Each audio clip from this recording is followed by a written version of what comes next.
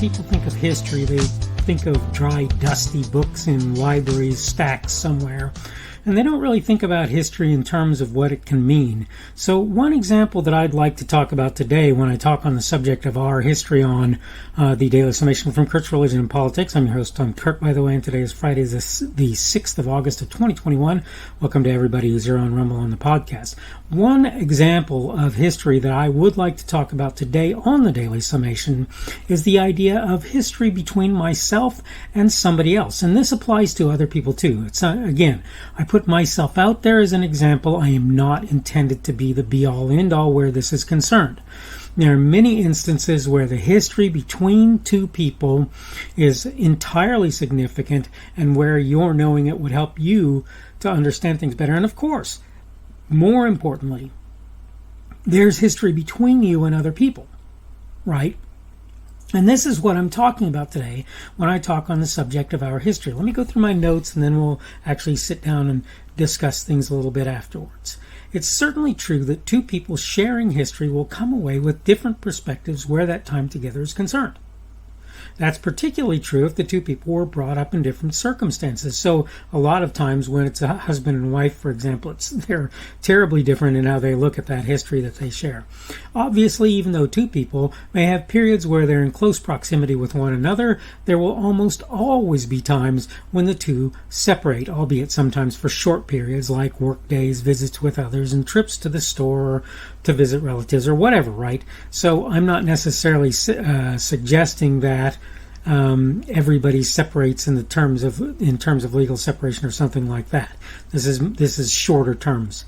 Those times of distance, short or long, will contribute to differences in outlook. Fact is, though, even a couple, say two married people, will not think or process things in the same way. And again, this has to do with upbringing and various other things.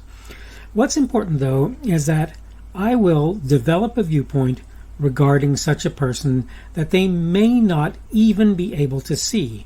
Of course, this works in the converse as well, so they will do that as well. That is to say that a person will come to have a perspective about me of which I may be unaware. In fact, it's quite likely from everything I've seen.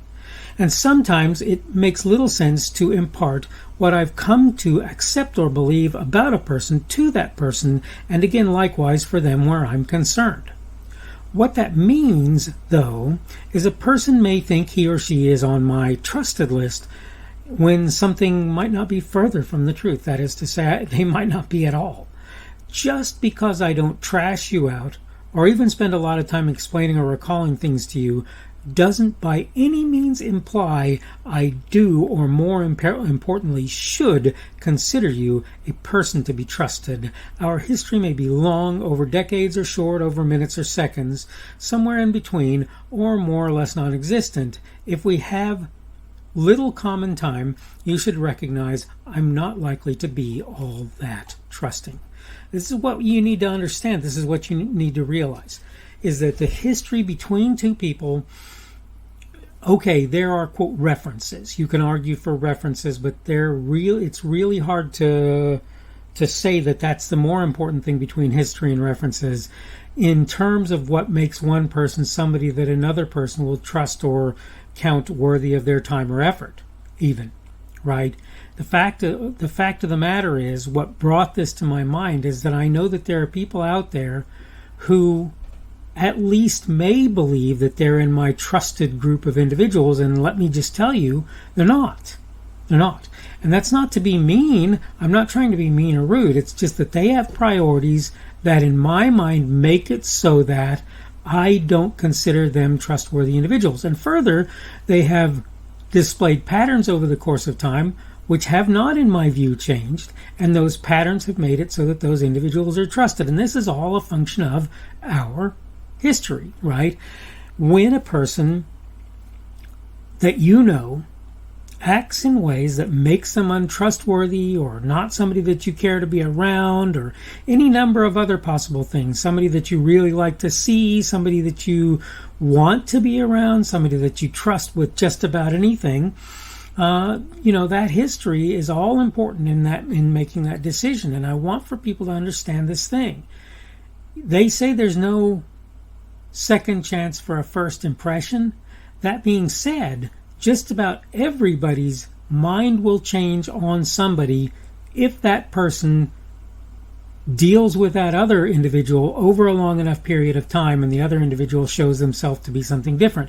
So let's say you had a friend who was a total flake in high school, and you kept up with that person and kept up with that person, and over the course of time that person began to realize, you know what, I've been being a total flake.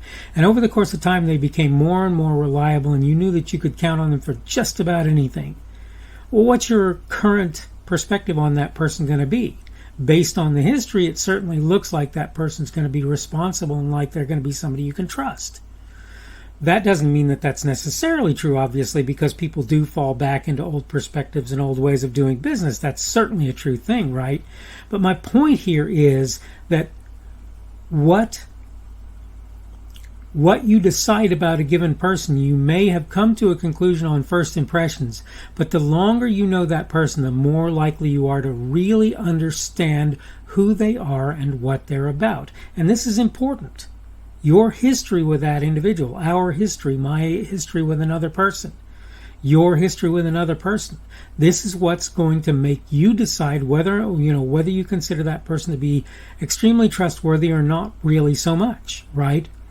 And it's understandable, I think. I think it's totally understandable for you to take that perspective where that individual is concerned. I don't see how anybody can see that any other way, to be quite frank with you. Point is that history may seem like a dull and boring thing to you, but you're making history every single day.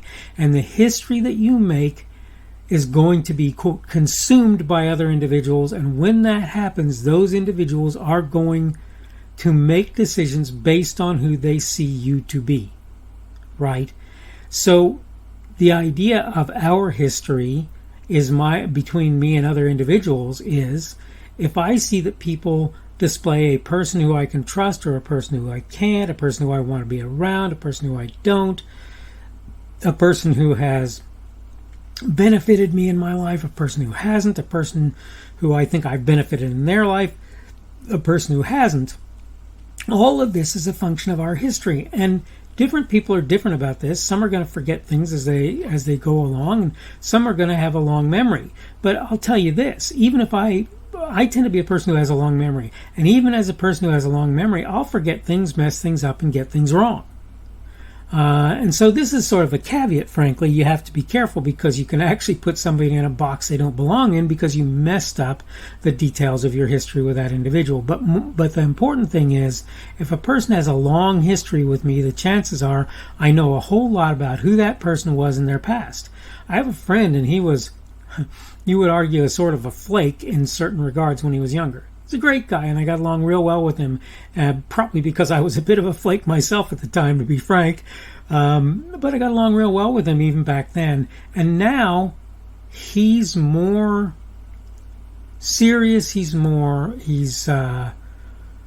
trustworthy, I think, probably, and a lot more of a better person. I'm not very close to that person in terms of geographic location, but the fact of the matter is he seems to be a much more trustworthy and much more responsible and serious individual these days, which I think happens to most people when you think about it. But the thing about it is he's also changed in some other ways that make it so that even though I get along with him okay, we probably disagree on some pretty substantial things. But the point is, all of this is a function of our history. What I knew of him in the past, what I know of him in the present, what I have known of him in the very recent past, where I've known him to be and live and so forth. And that's just commonly true. That's just something that happens, that's true, that is. The point of all of this is to realize that how you view that history is not going to be the same as how I view that history. And you would benefit from, I won't say you need to, you would benefit from learning to put yourself in other people's shoes and think about how they see that history. All right, I need to go ahead and wrap up. This is the Daily Summation from Kurt's Religion and Politics. I am your host. I'm Kurt. Today is Friday, the 6th of August of 2021. I've got a long, somewhat arduous weekend planned. Tomorrow will be Saturday, the 7th of August of 2021. For all you Sabbath keepers, that will be your Sabbath day, and I hope you have a good Sabbath. Thank you for everyone who's been here on Rumble, on the podcast, and on YouTube. Our subject today has been our history, and tomorrow we're going to talk about the subject that's actually a reversal of a question that I asked in a former edition of the Daily Summation. It was why leave, and this one is why come. And it is about, you might imagine, why people come to the United States. And I think you're going to find this an interesting topic. You may or may not. But in any case, I hope to see you on tomorrow's Daily Summation from Kurt's Religion and Politics, and I hope that your day is a good one. Thanks again for visiting the Daily Summation from Kurt's Religion and Politics, and have a good day.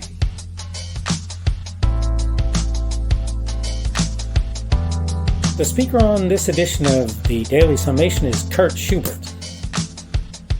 This video was recorded on Friday, August the 6th of 2021. The Daily Summation is created for Kurt's Religion and Politics.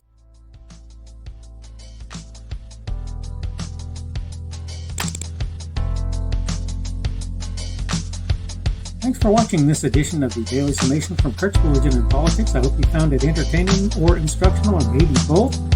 If you want to see more from me, you can go to blogs.kpschubert.com. That's blogs.kpschubert.com. I am on Twitter, Parler, and Minds.com. My handle on each of those is @kpschubert. That's @kpschubert.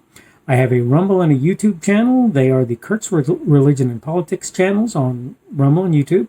I have a Facebook page. The Facebook page is Kurt's Religion and Politics as well. I am on Patreon. If you want to support me, that's one of the better places you can do that, and you will find me at Kurt's Religion and Politics on Patreon. I have a podcast. The podcast is podcasts with an S .kpschubert.com. That's podcasts.kpschubert.com.